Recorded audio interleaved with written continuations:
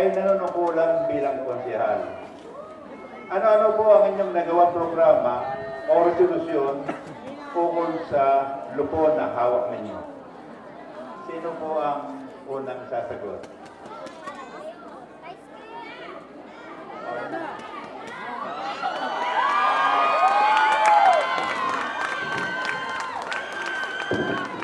Magandang umaga po. Magandang gabi po. Salamat po doon sa katanungan. Aking niyo po lingkod, simula ng 2004 hanggang sa kasalukuyan, ay bumulangkas ng resolution na ordinansa na kulang-kulang 150 na ordinansa at ito'y napagtibay. Ang siyam po doon ay nakapaloob sa programa ng pamahalang bayan na tinawag na Code for Responsible Parenthood, at ang siyam po doon na ordinansa ay akda ng inyong lingkod. Lahat po ng ito ay may kaugnayan sa peace and order and public safety. Sa akin pong panunungkulan, simula po 2004, ang inyong lingkod po ang nagtatag ng Fighting Anti-Crime Task Force na katulong ng kapulisan sa pagpananatili ng ayusan, katahimikan ng ating bayan. Kaling-sabay po nito ay ang pagtatatag ng Fire Brigade, Disaster Brigade Volunteer ng bawat barangay na katulong po natin sa lahat ng kalamidad pag ito po'y dumadating sa ating bayan. Isa pa po, ang inyo po lingkod, simula 2004 hanggang 2010 ay pinangunahan ang taunan Ice Vegetable Fruit Carving Competition tuwing piyesta po dito sa ating bayan. Kaya nga po, dun sa Fruit and Vegetable Carving Competition, malaki pong tulong sa ating mga kababayan na nagkakaroon ng trabaho sa hotel at sa barko sa ibang bansa.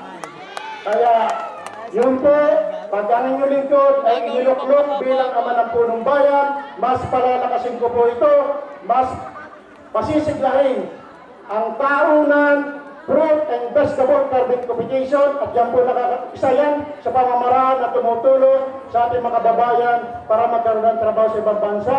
At tuloy-tuloy po natin yung katulad na binanggit ko kanina, natutulungan po natin ang ating mga kababayan na magkaroon ng trabaho sa ibang bansa. Muli po, maraming salamat po.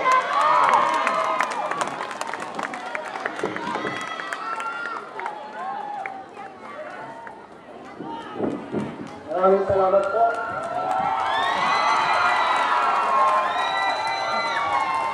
Sa dalawang termino po ng panunungkulan bilang konsehal, simula po 2007, tayo po ay nakapagpanungkala ng mahigit na 200 resolusyon at ordinansa dito sa ating bayan. At ano lang po rito, nariyan po ang ordinansa sa pagbabawa ng plastik, nariyan po ang ordinansa upang may sagawa ang pabahay program natin sa taas, nariyan po ang ordinansa para isagawa ang materials recovery facilities at sanitary facilities na tayo na lang po dito sa baybay ang wala pa po nito, at tayo po nahuli na kailangan na po natin para matugunan natin ang problema sa basura. Para sa kasama rin po dito, may tayo din po nagpasa ng isang resolusyon at ordinansa na yung proyekto po ng wastewater treatment facilities na siya na po gagawin sa Wawa, na siya magsasala ng lahat ng dumi na dumadaloy sa ating mga bambang at tumutuloy sa ilog. At ito po ay bago tumuloy sa Wawa ay kailangan na masala o matreat.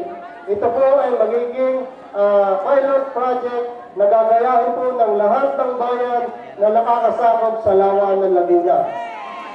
Ilan po ito sa mga nagsuot at pagbilasa na isagawa ng inyong lingkod. At ito po ay marami pa na mga programa na katulad na sinabi na ating mga konsehal. Ito po ay sinimulan natin simula noong 2007. Maraming salamat po.